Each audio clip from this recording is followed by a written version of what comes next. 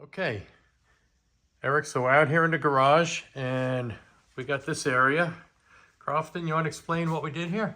We pulled down a fluorescent tube fixture that was up here, and there's a hole that goes up through a vapor barrier, which is just craft face insulation. So we're suspicious that there may be some kind of transfer of air happening there. As you'll see, we cut up a floorboard and there's no sign of water on the pink paper that's underneath it. So that kind of takes water out of the equation. And then also, Crofton, you were thinking that there might be something.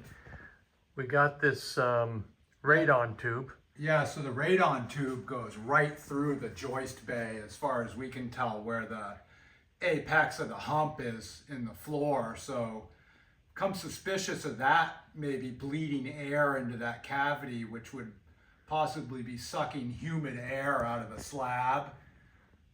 So we're kind of grasping at straws now, but having eliminated liquid moving to the area on the subfloor, it's got to be some kind of a atmosphere problem. And there were two things you were thinking about, Crofton, right? One was that there could be moist air from the garage coming in through that crack right there into the floor. And then the other thing you mentioned was because the radon air is under pressure from a fan below, bringing cold, moist air from underground and pushing it through that pipe, that if the joints aren't good inside, that maybe there's some air coming out of this pipe under the floor. Yeah, if there's a 90 like in that bay, it could be leaking. I mean, I don't know. Because where that pipe goes in, the main hump is pretty much right there. And this is the whole cantilevered area, right? And so the hump is right here, right? Yeah. And then so that there is actually back set into the room, right? So that there's eye joists that are going this way on either side of that. I assume that would make sense. So one possibility is, as that makes that 90-degree curve, you were thinking maybe as the air is coming out, if it's bleeding somehow internally, that it might be coming up and in between those eye joists and then getting into this area, which is the cantilevered part of the room, and the hump being right over, pretty much right there, that it could be maybe something under pressure from the radon? From the radon pipe, or it could simply be that hole that was bored through for the pipe is allowing enough air exchange between that bay cavity and the garage, two different atmospheres. Right. So there's some kind of condensation thing happening if the inside is under AC conditions and the outside is warm and humid, and we have that hole there. Right. That could be causing that bay to be excessively moist. It's beyond our measuring capability. I mean, we pulled the board up and it's dry. Like there's no water anywhere.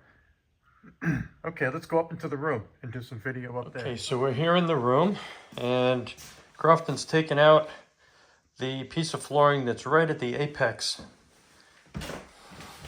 You can see the pink paper is pretty pristine looking. Yeah. Subfloor looks pretty normal. No sign of any kind of, long-term leak or even short-term. Yeah, I mean, we see a little stain there, but we think that was on the wood before it was installed, because as you can see, there's nothing on the paper to correspond to that. Okay, I'm sorry, you were saying, Crofton? Yeah, I don't know. I mean, it's got to get through the plywood, and it's a mystery. But it looks like, from what we can see here, there's no water intrusion coming from the direction of the bathroom. I mean, because this paper is bone dry. Or from anywhere, for that matter. Yeah, from anywhere, no sign yeah. of water. Exactly, especially that paper is the biggest indicator. So, And the back of the door. yeah, Pristine looking. exactly, yeah. We're gonna do some moisture readings here, Eric. So putting it right into the subfloor, stuck it in pretty good. I'm getting 13.5 up to 14 when I put pressure on it. So Okay. almost 14% moisture. Back of the maple flooring, it's coming in at, it's pretty hard to get the prongs in, but 10.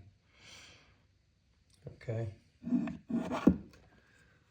So that's in this room, and we went in the room next door, and there's a block on the floor that is quite dry in the crawl space, and we're getting 6, 7 on that. Okay. And then we came around and we did some stuff on the inside here. The pine paneling on the wall, we're registering 8, 9, which is, you know, seems kind of right. Okay. That 8.9, that seems plausible. So I'd say the meter is doing its job. But the plywood inside being 14, that seems like something's going on. Yeah. Okay. So now we're in the garage. We're on the support for the freezer. Okay, so we're at 12.5. So what do you figure that is? Because it's just the moisture from the outside here? Yeah, I'd say that's ambient. Okay. So, I mean, And this is stairway going in, 12.8. yeah. So I don't know if we're uncovering. Here's a piece of identical looking plywood as to the subfloor.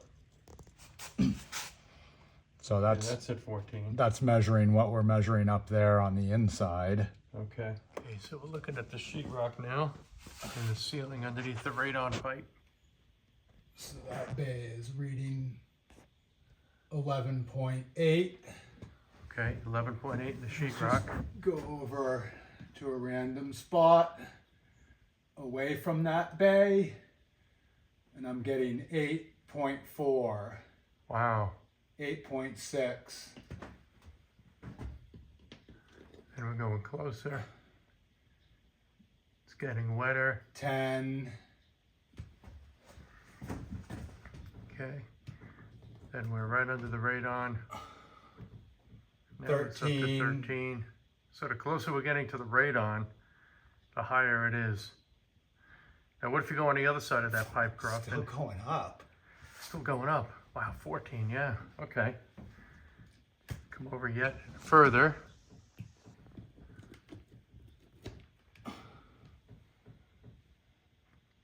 $13, okay. Now bring it just on the other side, closer to the pipe, but on the same side of the pipe, yeah, Like there. yeah. Yeah, so it seemed to peak just around where the pipe is and then start to fall off again. Interesting, okay. Yeah. So check again. Far, far away. 13, 13.3. Yeah, 13.7. I don't know. If the ceiling's strapped, I just don't know. Yeah, Getting similar readings. I mean, you know, that right there is 14.4. That was set on wood. Yeah, I don't know what. Maybe we're just chasing our tail.